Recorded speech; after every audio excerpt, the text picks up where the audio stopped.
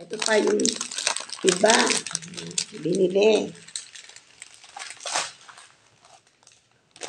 Birch tree. Yan ang favorite kong milk. Tapos ito yung favorite kong coffee.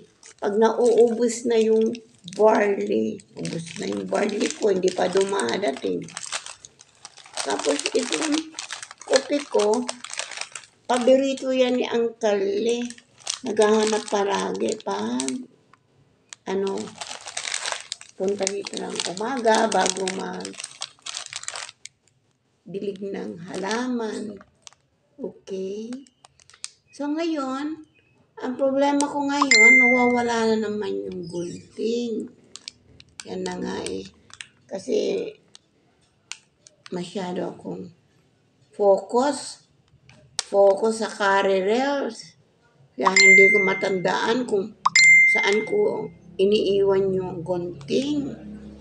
Meron akong 2 gunting.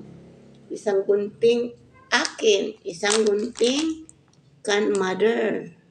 Parehong nawawala. Ano sa palagay niyo? Siguro, nag-elope, Sige, hanapin ko muna. Babay muna.